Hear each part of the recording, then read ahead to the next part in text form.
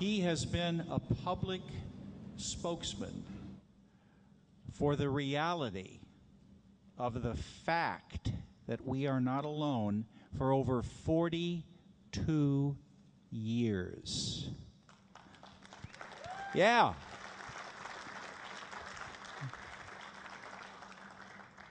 Wow. Wow. And I think it might be safe to say, through his ceaseless lecturing on the college and university circuits, that he is responsible for more educated minds being opened to the subject than anybody. Yeah.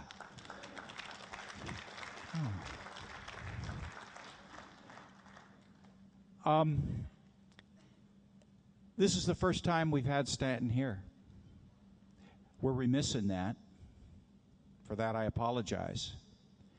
But when we get done hearing from him today, you'll see that it's been worth the wait. His new book, Flying Saucers and Science, is awesome. It's awesome. Nobody should leave here without this work. Some people say, oh, Stanton has nothing new to say. What? What? You just wait. Ladies and gentlemen, Stanton Friedman.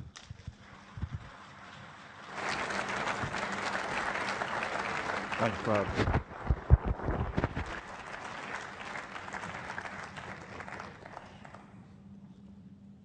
He didn't tell you that this is my first full PowerPoint presentation. I have joined the 21st century. And the only reason I did it, because they wouldn't let me use slides anyway. But I knew I could trust them in their arrangement and so forth. There's a lot of ground to cover today from a lot of different directions. What I've been trying to do in recent years, among other things, is to provide people who have a serious interest, like you, with the ammunition to deal with the nasty, noisy negativists, as I call them. And I will start my lecture so you'll know where I stand. I'm sure you do, but still. 4 major conclusions after 51 years of study, only 42 years of shooting my mouth out.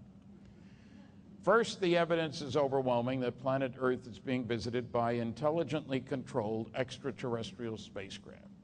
That means some, underlined 33 times, some UFOs are alien spacecraft. Most are not. I don't care about them. Second, and I think this audience is old enough to understand the term, we're dealing with a cosmic Watergate, meaning some few people within major governments have known since at least July 1947, when at least 2 flying saucers were recovered, crashed, bodies in New Mexico, near Roswell, if you will. That doesn't mean everybody in the government knows what's going on. That's not how security works. The third conclusion is that there are no good arguments to be made against the first 2 conclusions. There are noisy negativists out there who do charismatic hand-waving to try to say it's all baloney. None of their arguments stand up under careful scrutiny. Normally, they're not exposed to careful scrutiny. That's my role, I guess. And 4, because I'm obviously a shy, retiring kind of guy, we're dealing with the biggest story of the millennium. Visits to planet Earth by alien spacecraft, successful cover-up of the best data, bodies and wreckage, for 62 years. And I use the term millennium intentionally, not 2 millennia, because then I get into arguments about religion, and I don't want to get into arguments about religion. Okay. Now, key word there was evidence. Some people object to the notion of having flying saucers and science in the same sentence. It's all baloney, they say. There's no science there. There is science there. Science is a method of problem solving. How do you find out what the truth is? you hypothesize, you gather evidence, you evaluate the evidence, you test your conclusions, you test them again. It isn't the art of proclamation. So I'll put my 4 objections, of the 4 problems that I have with the noisy negativists. Their 4 basic rules are totally incompatible with science. But the public doesn't know, I'm not going to tell them. Don't bother me with the facts. My mind's made up. If you can't attack the data, attack the people. It's a lot easier and nobody will know the difference anyway. And finally, do your research by proclamation. Investigation is too much trouble, and again, nobody will know the difference anyway. You can see a good example of that in the current issue of Skeptical Inquirer. Cover story, scientific evaluation of the UFO subject. Boy, will you find baloney there.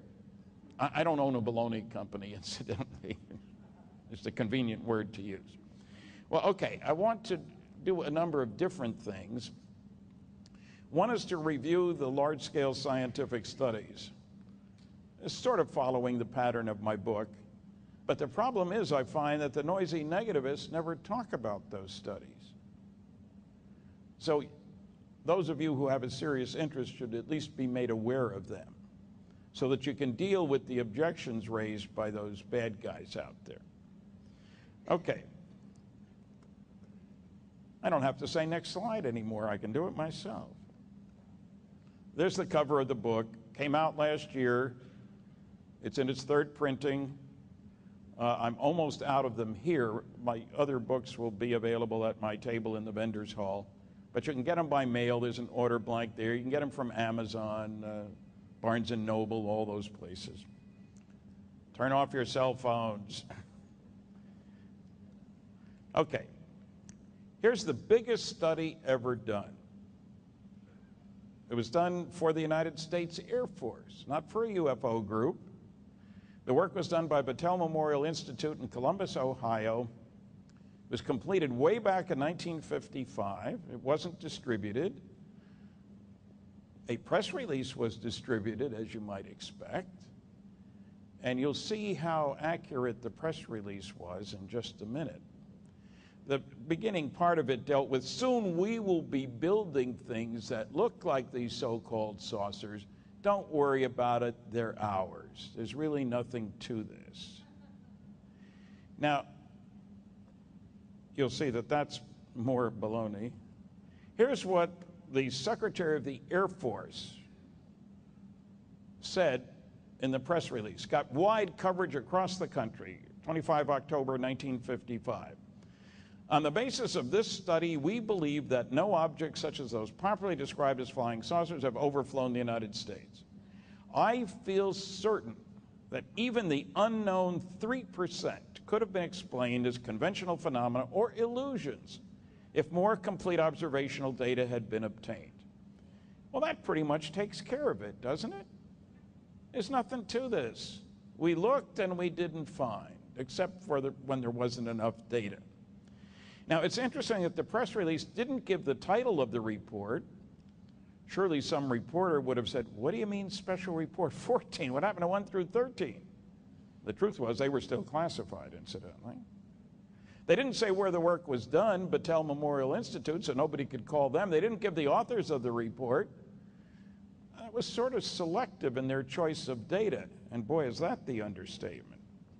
Remember, unknown 3%.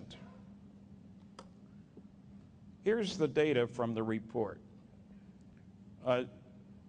There's a word psychological on there. In other words, it was really psychological problems, basically. 1.5% of the reports were from crazy people, if you want to simplify things. That's 1.5%, not 15, not 80. It's the last category down there that we're interested in.